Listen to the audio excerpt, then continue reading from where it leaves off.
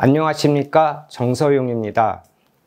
16강은 미국의 탈퇴와 복귀, 파리 협정의 정치 외교에 대해서 말씀드리겠습니다.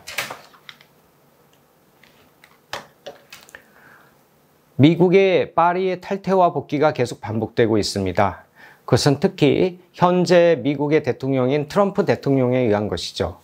이러한 문제는 단순히 기후변화의 어떤 환경적인 측면, 경제적인 측면을 넘어서서 전 세계의 질서를 바꿀 수 있는 새로운 정치 외교의 문제로까지 대두되고 있습니다.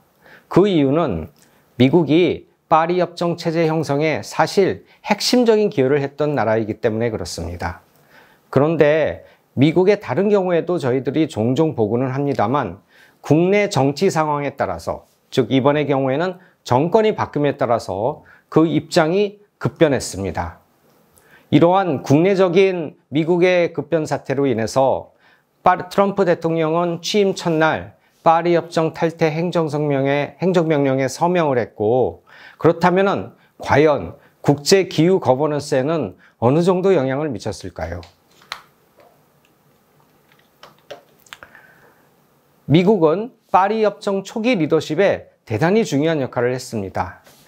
여러분들 저기 사진을 지금 보고 계십니다만은 2015년 파리 협정 채택 당시에 미국과 중국과 그다음에 UN 당시 사무총장인 반기문 사무총장이 없었다면 파리 협정은 아마 채택되지 못했을 겁니다. 거기에 하나 더 얻는다면 사실 주체국이었던 프랑스 정부의 대단한 외교적인 영향력도 빼놓을 수는 없지요.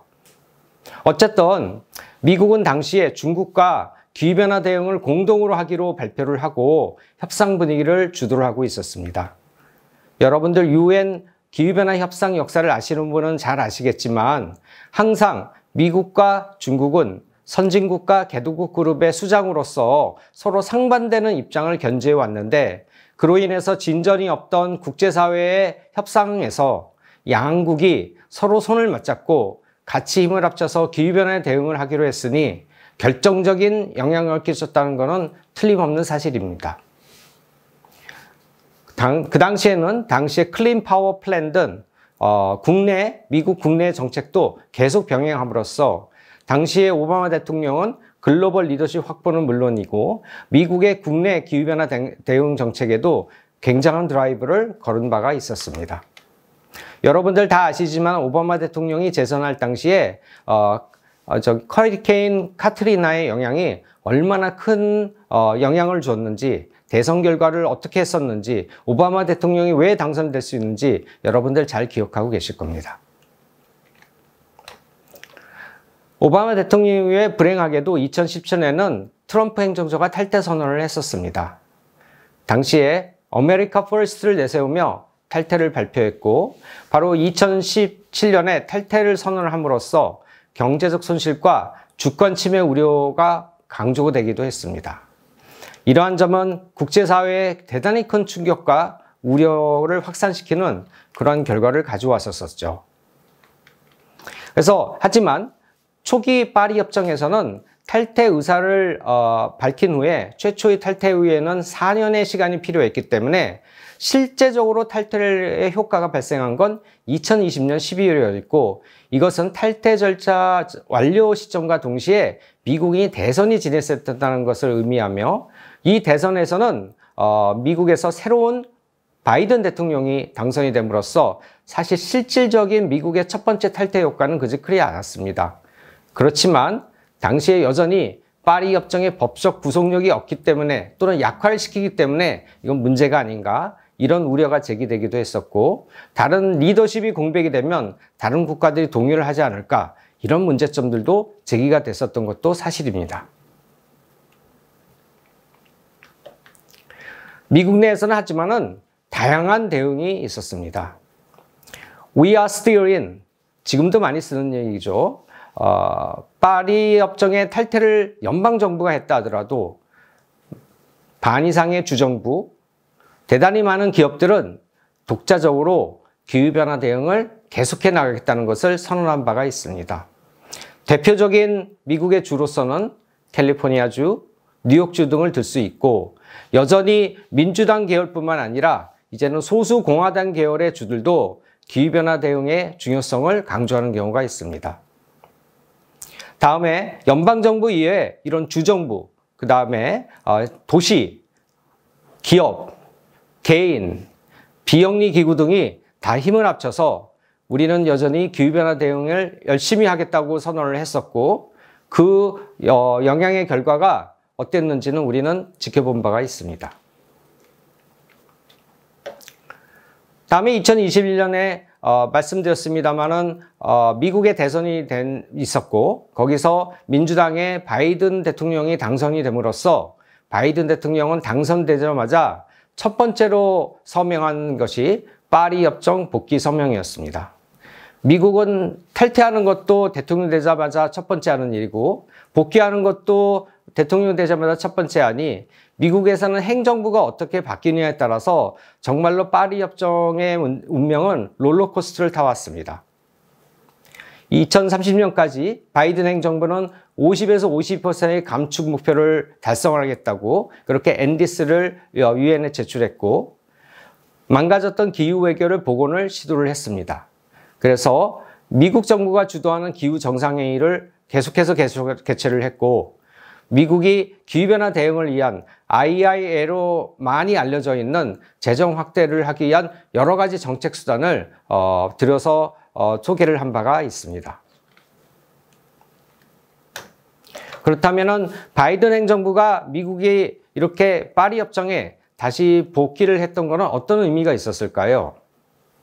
제가 앞에서도 말씀드렸습니다만은 비록 바이든 정부가 파리 협정에 복귀를 함으로써 파리 협정이 어떻게 보면 굉장히 위험에 처해 있었던 것을 봉합을 할 수 있었지만 국제협약의 정치적인 취약성에 노출이 됐다. 이 점은 피할 수가 없을 것 같습니다.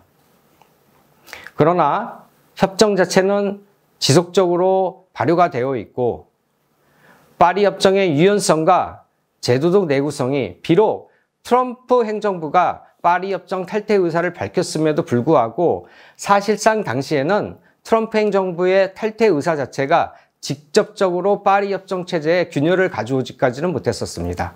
그런 의미에서는 제도적인 내구성이 있었다고 볼 수가 있고 이러한 제도적인 내구성은 파리 협정이 어떤 국가 정부에 의한 규제를 통한 온실가스 감축이 아니라 시장과 기술을 통해서 자연스럽게 온실가스를 감축하려고 하는 체제를 갖추고 있기 때문에 이미 기업이나 관련된 이해관계자들이 시장에서 많은 이해관계를 가지고서 기후변화 대응을 할 수 있었기 때문이기도 합니다. 기후 거버넌스 그러면 미국은 어떤 중요한 의미를 가지고 있을까요? 첫 번째로 유럽과 달리 미국은 계속해서 실용적이고 현실적인 접근을 해왔습니다. 미국은 통상 기후변화 대응할 때 시장의 역할, 기술의 중요성을 늘 강조해 왔고 파리 협정에는 상당 부분에 이런 미국의 정신이 들어가 있다고 볼 수가 있겠죠. 두 번째는 미국이 참여를 함으로써 신뢰와 투명성 확보에 더욱 기여를 할 수 있으면 두말할 나위가 없습니다. 하지만 강제로 부족을 한 실효성 논란도 존재는 하는데 제가 말씀드렸지만은 규제적인 방법이 아니라 파리 협정에서는 시장에 의해서 또는 기술 투자에 의해서 기후변화 대응을 하려고 하기 때문에 어느 정도의 유연성과 제도적인 내구성을 갖추고 있긴 합니다만 그래도 이런 논란이 계속되고 있는 것은 피할 수가 없는 것 같습니다. 최근에 바이든 정부에서 특히 미국의 이행 노력은 좀 더 구체화가 된 바가 있죠.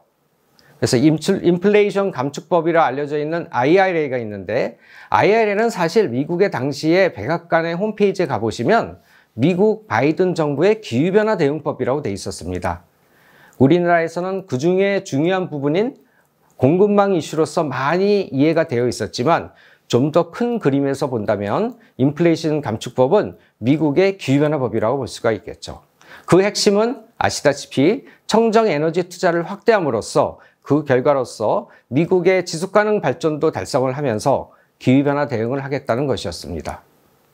또한 국제무대에서는 바이든 행정부 당시에 온실가스 감축을 하는 데 있어서 이산화탄소뿐만 아니라 대단히 많은 온실가스 효과를 내고 있는 메탄 감축을 선도를 한다거나 산업 전환을 더욱 저탄소 또는 탈탄소화를 하는 방향으로 이끌었다는 점에서 굉장한 의지를 보여주기로 했습니다.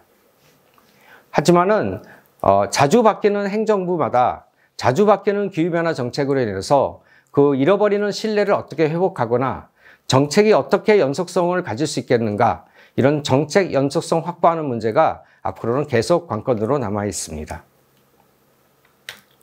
오늘 말씀드린 내용을 다시 한번 정리해 보겠습니다. 미국의 파리 협정에서 탈퇴와 복귀는 국제 기후변화 정치의 민낯을 여실히 보여주고 있습니다. 다만 파리 협정은 유연한 구조, 다시 말씀드리지만 시장에 기반하고 기술 투자에 의존하고 그 대신 규제는 최소한으로 함으로써 어떤 중앙정부의 바뀜으로 인한 그러한 영향에서는 최소한의 영향을 받고 있긴 하지만 여전히 문제로 남아있긴 합니다. 그다음에 다자주의를 빨리 회복해야 된다든지 국내 정치에서 기후변화는 여야 구분 없이 일관성 있게 추진되도록 하는 것이 굉장히 중요할 것이다. 이런 중요한 교훈도 저희들이 찾아볼 수가 있습니다. 다음에는 유럽연합의 이행 사례에 대해서 말씀드리도록 하겠습니다.